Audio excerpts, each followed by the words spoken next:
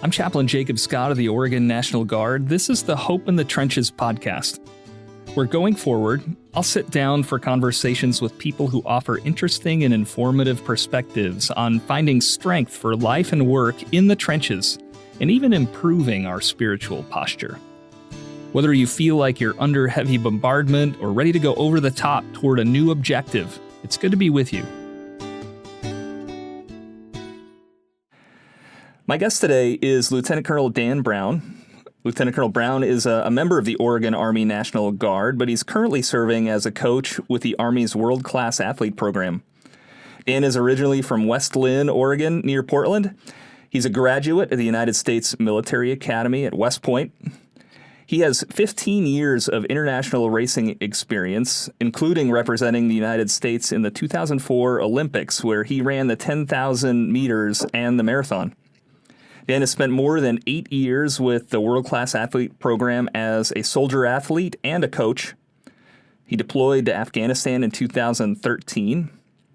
One of the highlights of his coaching career, in 2016, he coached Paul Chelimo to the silver medal in the 5,000 meters at the 2016 Olympic Games in Rio. Also with me today is Sergeant First Class Zach Holden. He's with our Public Affairs Office. Dan, thanks so much for being here with us today. Hey, thank you very much, Jacob. Really appreciate you taking the time, and this is excellent. Absolutely. Thank you for your time. Well, I shared a little bit of your resume, but tell us a little more about your origin story. What was the journey that led you to West Point and eventually to the Oregon Army National Guard? Yeah, well, I mean, kind of from a big picture perspective, when you talk about the origin story, I mean, it's really rooted in my identity, and my identity is rooted in who God says that I am, and I am loved.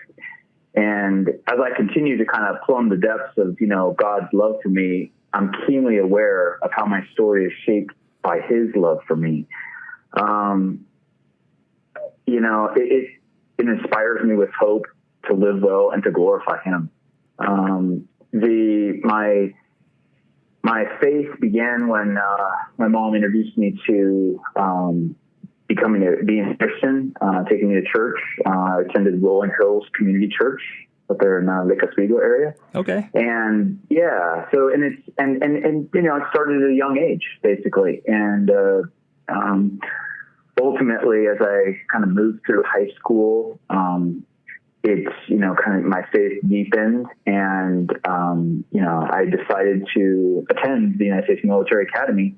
And that was kind of a big turning point in my life. And not just moving from West Linn, Oregon out to West Point, but more importantly, kind of that journey from becoming a youth to moving toward becoming a man and what that means. And so when I got to West Point, I got involved in Officer Christian Fellowship out there. I actually got baptized out there with one of the chaplains and at my plebe year. So that was a very pivotal moment in my life. Oh, yeah, well. Absolutely. Mm-hmm. And then, just continued on through my, career at the academy. For me, sports was a big deal, but also, I think my desire to attend the academy had as much to do with my desire to serve our country. And so that was a great thing. I got some amazing opportunities through some very hard work. And I was able to join the Army's World-Class Athlete Program, and was active duty for a few years. And then I was able to get out under a Army National Guard Reserve Initiative that at first took me to the Colorado Guard, but then a year later, I state transferred to the Oregon National Guard in early 2002 and joined the Oregon Project under Alberto Salazar. So that's sort of my pathway from through West Point and into the Guard. Yeah, absolutely. Well, and you mentioned the role that your mother played kind of in that faith formation, and that's I know we have a lot of soldiers and airmen and others that have similar influences in their life. Was there a particular influence that led you to the military, or was that? Do you remember a moment? Was there just serving in the Army? Was that something that you kind of always wanted to do? Yeah, it's interesting. One of my big influencers in my life was my high school running coach. His name was Norm Euler, and he was the distance coach at Westland High School. And he was very influential on my life. And as I continued to progress in my running over the years, he was. And then as I started looking at colleges to attend, I was looking at a couple other good ones. But I think that once I made that decision to attend West Point, he was very, very happy with that decision. He thought it would be a great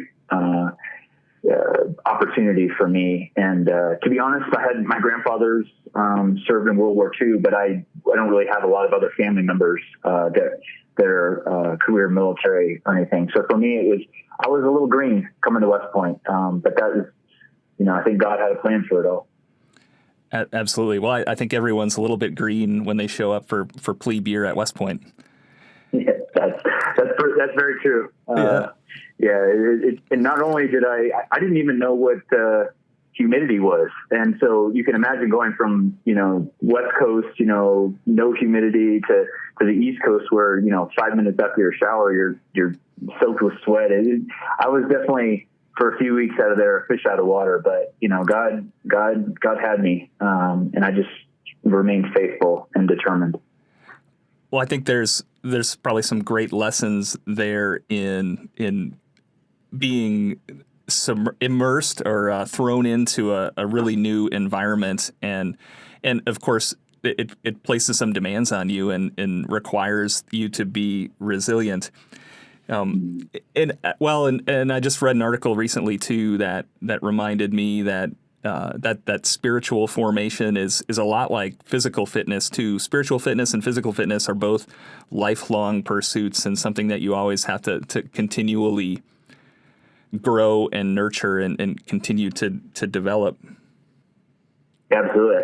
I think maybe the term is like flexing that spiritual muscle. And I think that's part of that sanctification process that we all go through, and that, God's, he brings you from a beginning stage as a Christian, and then you sort of learn and fall down and get up and, keep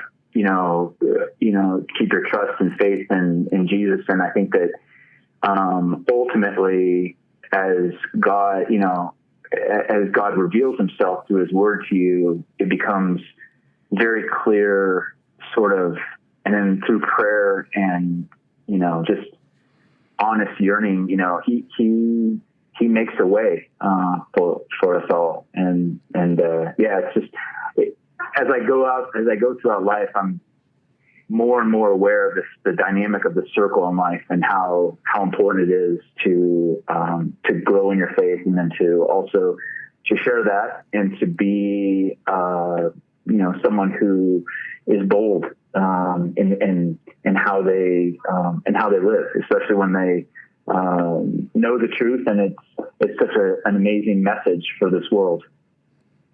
Oh, and absolutely, and that's. I can tell from listening to you and hearing your story too, that how important that is at the core of your character development, and of course for any of us serving in the military or really any profession, your character is everything. Absolutely, yeah, absolutely. So your athletic career has really been incredible. What are some of the lessons, do you think, that you've learned along the way that have taught you about life and resiliency from, you mentioned relocating from the West Coast as an 18-year-old going from Portland to upstate New York and West Point. Tell us a little bit about some of the things you've learned along the way about being resilient. Yeah, I think that in terms of resiliency, that's a term that we use a lot now in the Army, and there's a really good book called Grit by Angela Duckworth, and she actually did a bunch of studies at the academy. It's kind of like the start of the book, basically talking about their studies. And I think that, God gives us all gifts, right? We all have gifts. And I think it's part of our job throughout life to really, to honor God with those gifts. And part of that is being determined and being someone who finishes well, so to speak. Mm-hmm. And for me, that's always been a very important thing in my life, to finish well, to finish things. And, West Point is not an easy place to graduate from. And so that, but you learn a lot about yourself and through challenge in your life. And I think it's a message for young soldiers and everything, is that when you're in those moments, when you are challenged, personally, spiritually, professionally, what you do during those times is a very critical piece of that journey that you have in life. And none of us are perfect. We all make mistakes. So it's not like you have to just perfectly go throughout life. Mm-hmm. But the idea of always getting up one more time and you fall down, that's something that in life will serve you well. And I think also as a Christian, because we are sinful, but by God's grace, we have been given hope. Absolutely. Well, and yeah, we're all going to have setbacks along our way. We'll make mistakes and fall down. What's vital is what you do next to get back on your feet and get going. How do you, as a coach, how do you try to instill that in your athletes? So, yeah, that's a great one. That's part of the nuggets that I like to impart into my athletes, because, we are mind, body, and spirit. And I believe firmly that in order to give your best, you have to bring all of those pieces together. And that's one of the things that I like so much about the H2F program that the Army's got going right now. Is I think they're just absolutely hitting the individual soldier system right on target. And we'll talk about that probably more later, but in terms of my athletes, I tend to be one, I think the physical preparation obviously has to be there. You're not going to get, you're not going to get a harvest if you don't plow the field. At the same time, the mindset of a champion is a key aspect. The mental preparation that it takes to perform in a highly competitive environment, in my opinion, is about half the battle, especially as you get toward the tip of the spear. And those that truly understand that, I believe overall do very well.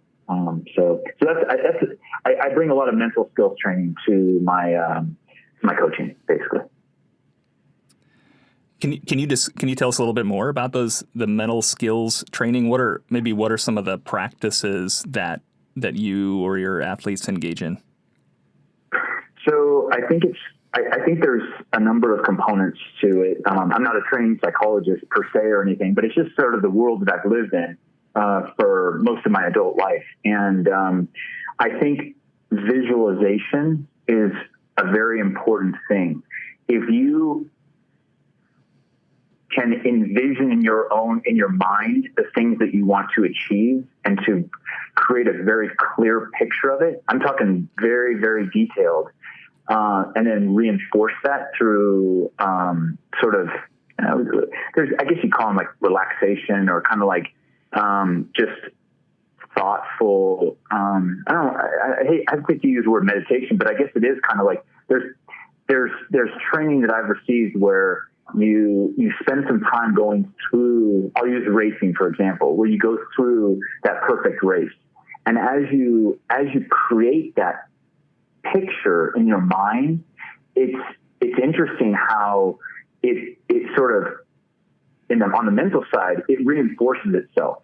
And these are some of these things I've learned through. At West Point, they had this thing called the Center for Enhanced Performance, and it was a great place to kind of grow in mental skills training. But and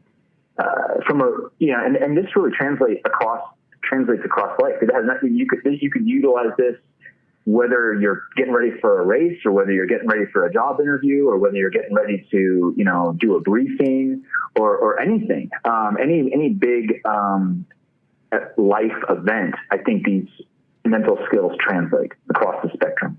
Oh, absolutely. I think it translates incredibly well. You use the word visualization, and I think that's important for leaders at every echelon in the military, or even outside the military too.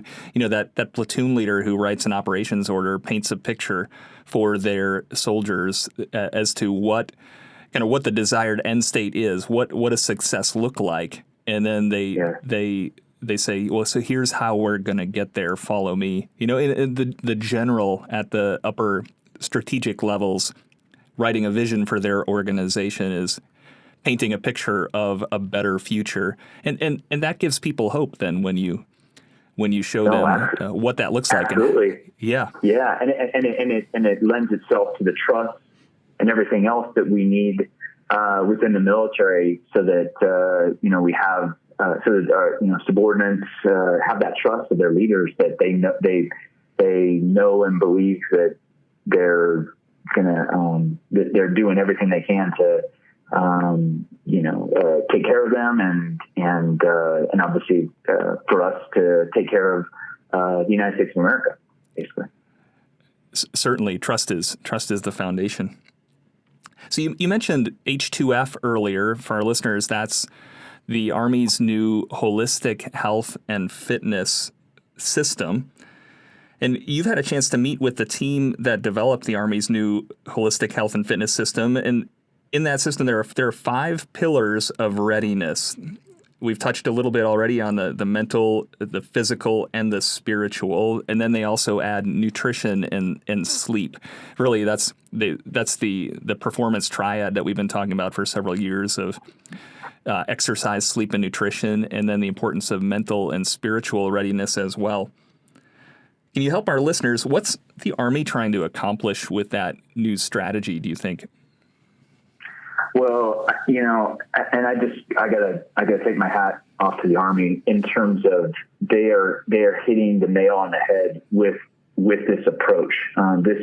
This comprehensive strategy within H2F to optimize the individual soldier system is absolutely right on target. And I really appreciate that they bring mental, physical, and spiritual aspect to it. And then, as you mentioned earlier, the old performance triad, the sleep, activity, nutrition, they were on target with that as well. And I think that they've only further refined this approach. And God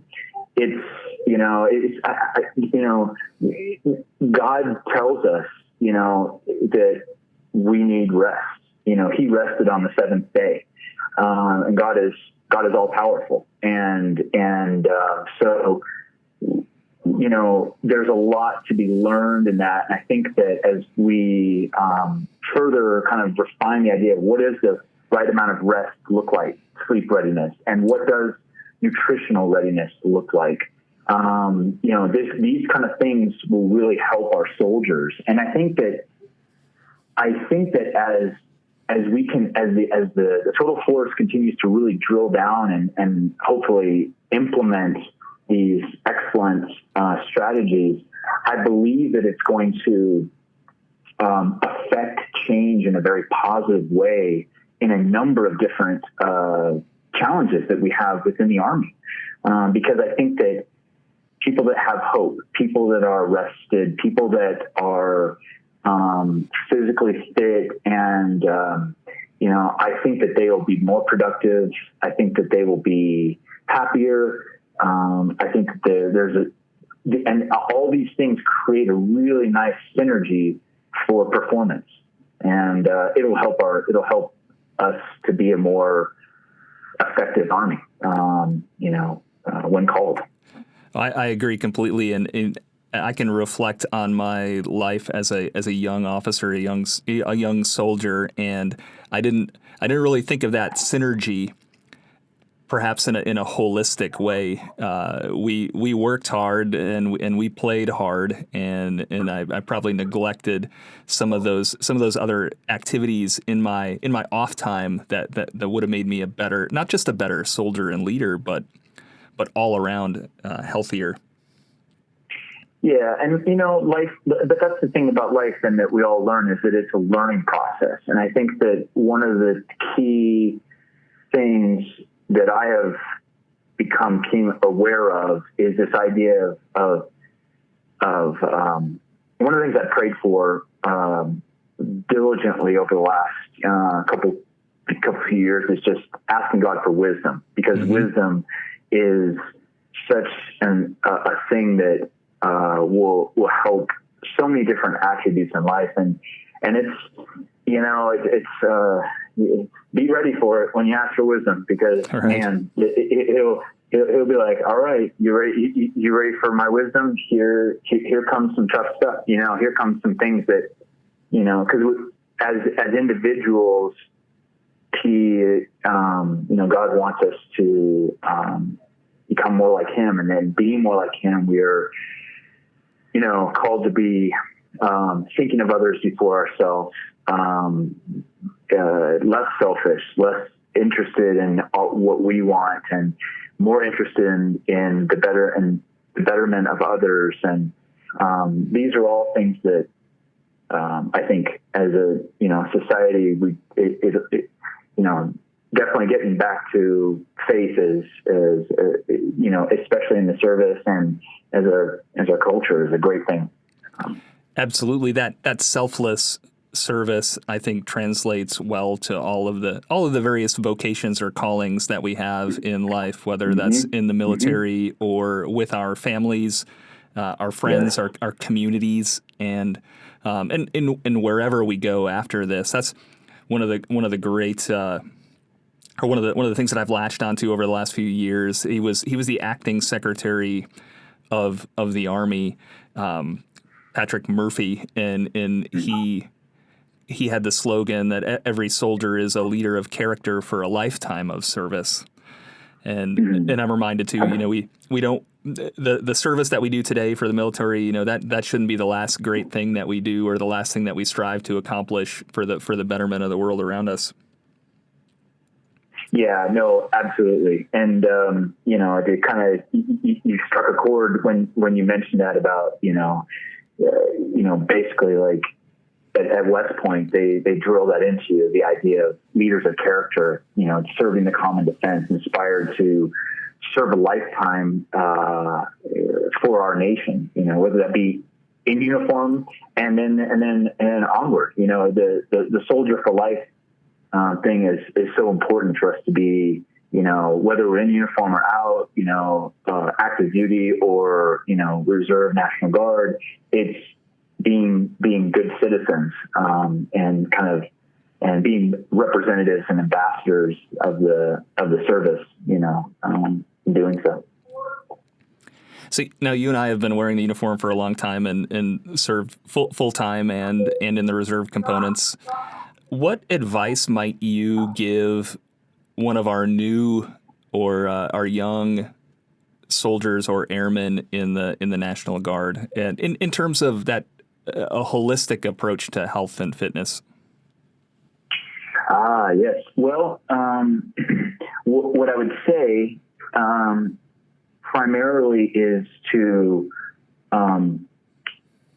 number one, not be afraid to be diligent and well, let me rephrase this. What I would say is, don't let time go by doing the things that you should do, but for whatever reason don't do. That's where the rubber meets the road when, as it pertains to H2F, is that I believe that this system, right on the money, but the application of it is the key critical component. And the journey of 1,000 miles starts with the first mile. And so begin Seek counsel from people who have a few years ahead of you, talk to your platoon sergeants, your squad leader, reach out to your chain of command, learn, try to, if you set the goal for yourself of whatever it is that you're trying to accomplish, and then learn what it takes, seek counsel from people that you believe will help you get there, and then start, and don't waste time. Because, a lot of things that are hard in life, are just nothing more than being determined and spending the time needed to develop your skills. So, it's like, people come to me all the time, like, hey, how do I improve my 2 mile time or whatever? And it's like, you have to begin, and then you continue, and you'll learn over time what it means to have an enjoyment for running or have an enjoyment for physical fitness, and bring people along with you. It's always hard to do things in a silo by yourself. So we're designed by God to be in community, and I think that having that community around you is very important. So those are just some tidbits. Yeah. So it sounds like, if I was going to summarize it, it sounds like you're talking about discipline. Mm-hmm. And of course, whether you're talking about investing or physical fitness, the best time to start was a year ago or 2 years ago, but the second best time to start is now, right? Yeah, or even yesterday. But the second best time to start is today. That's absolutely right. And deciding how important things are to you is another critical thing to consider. We're all busy. We all have lots of competing priorities in our life. I believe that there are certain things in our life that are sort of life-giving, and I think that there are some things that are things that maybe, it's just, I guess there are certain very positive physical things that you do for yourself, like taking care of your body, like eating well, getting enough sleep, exercising, moderately. Those things can influence a lot of other aspects in your life very positively. Oh, absolutely. And and habits are a challenging thing. Number one, habits are hard to form, and they're sometimes hard to break. And you just gotta, but it all comes down to determination and like that discipline that you were talking about. And I love the phrase that you used, the life-giving activities and habits. And I think that was something that I learned very slowly, that using my free time or my leisure time in pursuits that were life-giving, like physical fitness and spiritual fitness, and those things that pay dividends and help us find enjoyment and do well in all those other aspects of life. And absolutely. That discipline is so vitally important for our reserve components when we're only wearing the uniform 2 days out of a month, or maybe several weeks for training in the summertime or other training opportunities. That's exactly right. And so you brought up a really, really good point, because I brought this up with Colonel Beagleman, who's the director of H2F, when we were talking a little while ago. And Compo 2 and 3, they have it's a challenge, because when you're on the AC side, you're there 30 days of the month or whatever. But for those of us in the National Guard and the reserves, we have regular civilian jobs, competing priorities, busy lives, family schedules. And then also we go and drill on the weekend and then active duty 2 weeks, in the summertime. And one of the things that they talk about in the H2F program is the idea that it's about changing the culture. And that's actually I think culture is such an important thing as you start talking about it. And it can go across a wide spectrum of topics, but a team culture, your individual culture, these are things that influence the, how effective you are, so to speak, at what you do. And establishing a strong, positive personal culture in your own life is one of the key ingredients, I believe, to positively influencing others and, ultimately glorifying God.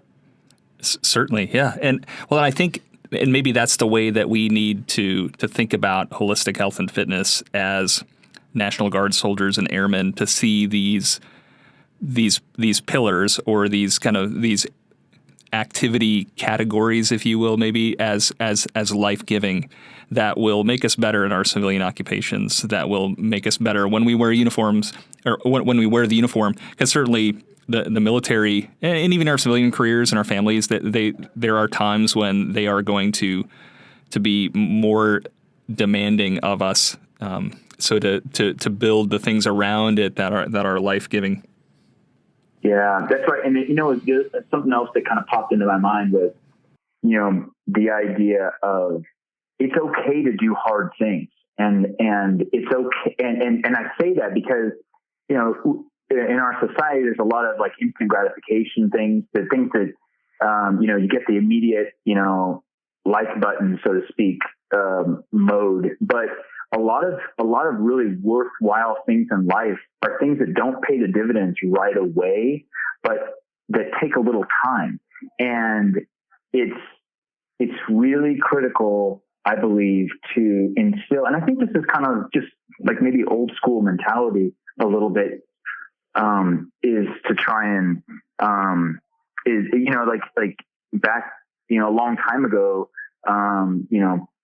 people, it's not that people don't work hard now, but there's just a different kinds of work in some ways that people do. And I think that sometimes just good old fashioned physical hard labor, and hard work it teaches some really good lessons. And, my big point is to just don't shy away from something just because it involves, a lot of work in order to get there. Because once you accomplish that goal, that difficult challenge, once you get there, it'll further give you confidence to go after anything that you set your mind to.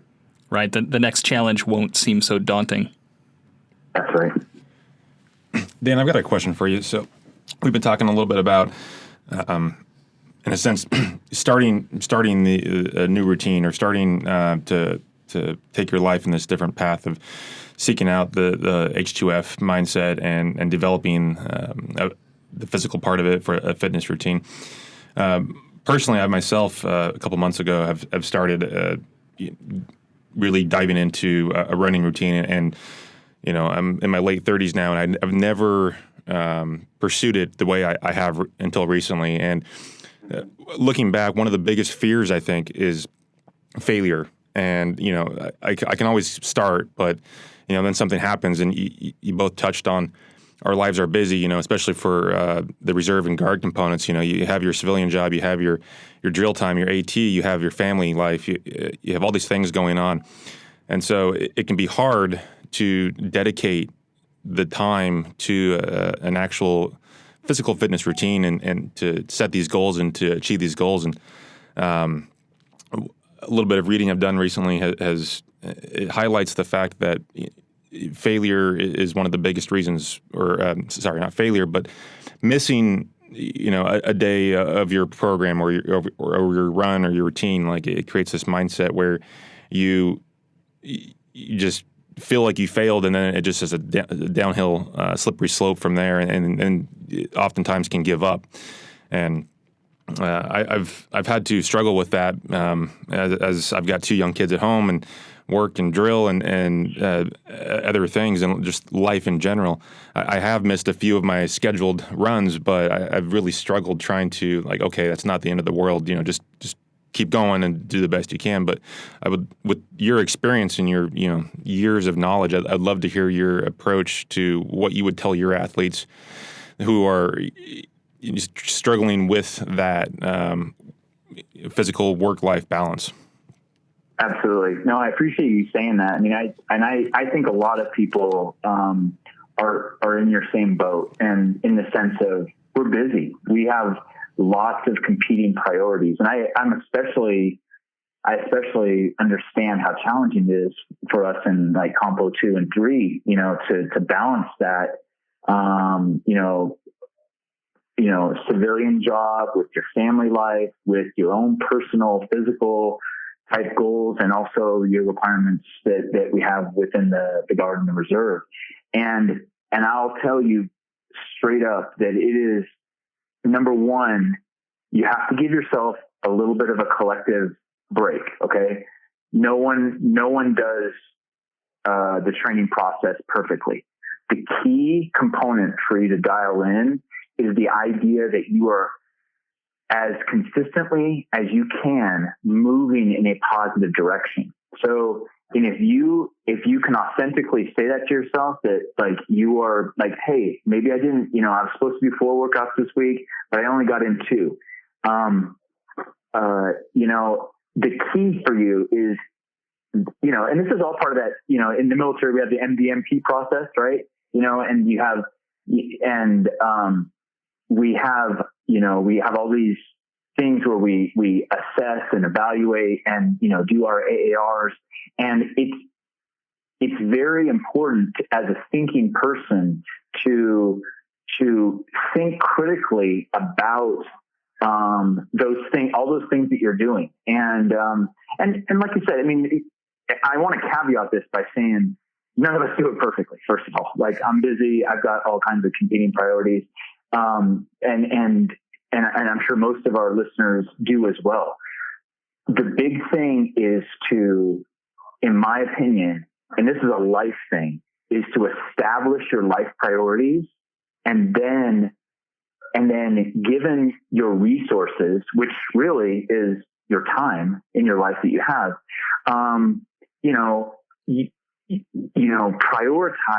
prioritize accordingly, so to speak. And you're not going to do it perfectly, and it's okay. But the big thing is to just, sometimes people need accountability partners. If you have like one training partner that you can get together and keep each other accountable, that is a really good thing to do, especially as a guardsman or reservist, to where you might be away from the armory, like 28 out of 30 days. But if you have somebody that you can call up and be like, hey man, let's go and knock out these 4 miles, because I really want to get feeling better about my running. Accountability is a very, very positive influencer. And I think it kind of keeps people on track, basically. And one other little piece that you mentioned, because you mentioned the 4-letter F word, and that's fear. And it is, I think one of those things is that fear is an important thing in life, like a healthy fear of, but at the same time, you also want to realize that fear can also make some people freeze, so to speak, and or not make. So I guess what I'm trying to say is kind of like, just give yourself a little bit of a break, and even if you miss it, even if you miss the mark, get off the ledge and then get back in the game, basically. And as you continue to progress over time, you will get closer and closer to your goal. And that's really kind of what it boils down to. It's funny, Eleanor Roosevelt, I've actually just looked it up. She had a really great quote, where it says, you gain strength, courage, and confidence by every experience in which you really stop to look fear in the face. You're able to say to yourself, I have lived through this horror. I can take the next thing that comes along. You must do the thing you think you cannot do. And this is kind of what I'm talking about, is the idea of establish an end goal for yourself, but also establish some intermediate goals along the way to help you kind of conquer those fears of like, oh, I don't know if I think I can get there to running a sub 14-minute 2 mile. Well, start with a sub 16-minute 2 mile. Start with some things that can help move you there. And as you accomplish those challenges, it gives you confidence to overcome the next thing. So. Hope that helps. Yeah, I took two things away from that. I think first you've got to be able to show yourself some grace now and then, and I think that comes in part from having or thinking about the long game, or having a healthy perspective on each and every individual workout. You may have missed a day, or maybe had a rough week, or you're coming back from injury, but keeping it in a healthy perspective, and having the long game in mind. That's exactly right. That's exactly right. I really liked how you phrased your thoughts on that, because as it was specific towards workouts or physical fitness, you can really extrapolate that and take that approach to anything you do in life, any goal you set in life. Yeah, absolutely, and I think that's why I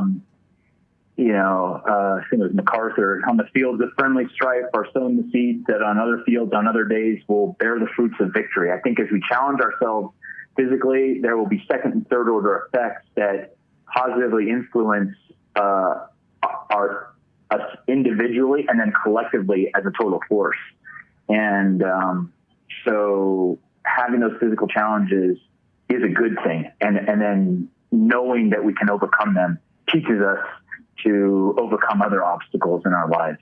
And then one final thing, just specifically about the run training thing too. A lot of times what happens also is that people start a running program, and then they might get hurt in some way, shape, or form. And so continuing to reach out to people who maybe are quote unquote runners, or people who've learned a few lessons in being runners, I think it goes back to that learning process, because in order to reach your potential as an athlete, it's very simple, but it's actually fairly complex at the Olympic level, is that you really have to train to your potential, like train as hard as you can, and then also stay healthy, because it's tough when you lose time to injury. But just understand that everyone goes through that process. And so don't be dismayed if you get some kind of injury that sidelines you for a week. Get back up on the horse, get healed, and then get back to it. There's a lot of wisdom in that. The World Class Athlete Program is something very few people honestly know about, I think, unfortunately so. And, I'm aware of it, but, the details and specifics of the program are pretty unfamiliar to me. And I know this wasn't really the focus of this conversation, but I would love to take the opportunity to kind of get more information about it out. So if you could just take a minute or two and give me a better description about what that program is and how it works, that'd be great. Sure, absolutely. Yeah, no, the World Class Athlete Program is a very unique and exceptional program that the Army has, and it's a program that is for active duty, National Guard, and Reserve soldiers that have the athletic skills and talent and development to compete. And what the program does is it gives them this opportunity to compete on the national and international stage, ultimately to try and represent, the Army and the United States at the Olympic Games, at World Championships, that sort of thing. The genesis of the program came out of Public Law 11, which was, I think, in the 1940s or so. And it was basically, it said that no soldier should be, denied the opportunity to participate in the Olympics just because they were a soldier, basically. And so that, I think, I'm trying to remember, General, it's like in the 90s, he kind of, they reconstituted the program, and it's based at Fort Carson, Colorado, and it has a command, and they train winter and summer soldiers to compete in at both the winter and summer Olympics, basically. So. That's fantastic. And if I could ask one more follow-up question on that. So in the Guard, they have sports programs like the biathlon teams, and they have the competitive shooting teams, and even esports teams. And I know there are others out there that I'm not familiar with, but again, these are programs that have very little insight and just view on. I mean, not too many folks know about them.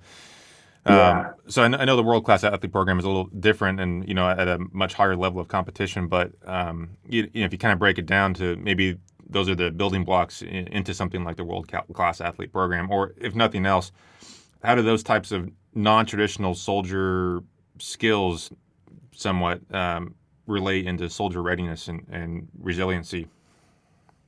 Yeah, absolutely. Well, so you had mentioned the esports program, and I'm not really that up to speed on that program, but I believe it's kind of a recruiting and retention program, basically, and it gives these soldiers an opportunity to compete in those competitions and kind of recruit for the military. The biathlon, I think. I'm not sure if we have a biathlete in our program right now. I believe we might, but I know that some of the National Guard programs have their own, biathlon kind of type programs. I'm sort of aware of it. But to answer your question about, how does being a part of the World Class Athlete Program support, the Army's resiliency and, all that kind of thing. I guess I would say that the soldiers, so we go out throughout the year and are part of we call them TSET, Total Soldier Enhancement Training. And for units that want to sort of learn some of the skills that some of the soldiers in the WCAP have, they can request them to bring a TSET program to their unit. So there's a lot of give back from that perspective. We have terror missions, total Army involvement recruiting missions that also do the same type of a thing. And then at a larger perspective, I think that, these soldiers that are trying to qualify and ultimately qualify for the Olympic Games are great ambassadors, both for the Army and the United States. The things that it takes to achieve becoming an Olympian involve all the attributes that we're asking our soldiers to sort of do operationally, overcoming challenges, solving complex problems, overcoming adversity, competing, winning. Those are all things, like the Army slogans right now, Army strong, winning, people first, winning matters. I think that, the program really takes that idea of like, hey, we're here to compete at the top echelon, and we do it. That's great. Thank you so much. Hey, well, one more question, Dan. We like to say that leaders are readers, and maybe I'll cast that net a little more broadly. Any books or podcasts that you've encountered recently that you think would be worth sharing? Yeah, I mean, I've been, like I said, I haven't finished it yet, but I've been working through that Grit book by Angela Duckworth. I think it's excellent. It's got some really great ideas about perseverance and, we don't, where talent comes from and what is talent, that kind of thing. Because I think sometimes we develop mental ceilings that we don't even realize it when we're doing it. And the truth is, from my perspective, that a lot of things in life, we put these paradigms in our life. Oh, I can do this, but I can't do that. And I definitely can't do this. But the more that you continue to challenge yourself, the more you start to realize that those ceilings, not only are they're really not even, they're not there. I think that it's a great lesson to learn. It's great for young kids to learn this early on in life, is that if you want to achieve something, you have to be willing to set aside those things that you have to be willing to set aside the mindset that I can't do this or I can't do that. You have to be willing to risk and to go after things that you might have thought had been unachievable. And you do that through a logical sequence of progression in your, whether it's training or whether it's just in your own personal life. So for me, I like the Grit book. And, another one that I'm kind of like working my way through right now is the Extreme Ownership. It's this guy, Jocko Willemick, and he's got a lot of really, he's, I guess, a Navy SEAL, and, he's pretty hard-nosed about stuff. But to be honest with you, it's a lot of really good, common sense wisdom, and I think that's another good one. You can't see me, but I'm smiling pretty broad here. I'm a big fan of Jocko, and I read Extreme Ownership earlier this year. As a matter of fact, my NCO and I, we were listening to a Jocko podcast on the way up to the studio this morning. That's great. Well, Dan, by the time this episode airs, the Olympic trials will be done. I pray that goes well for you. God bless you and your family and your work. And I'll look forward to crossing paths with you sometime here in Oregon. Thanks so much for your time today. Thank you so much, Jacob. Really appreciate it. It's been a pleasure. Great. Well, again, thank you and God bless. Okay. Take care.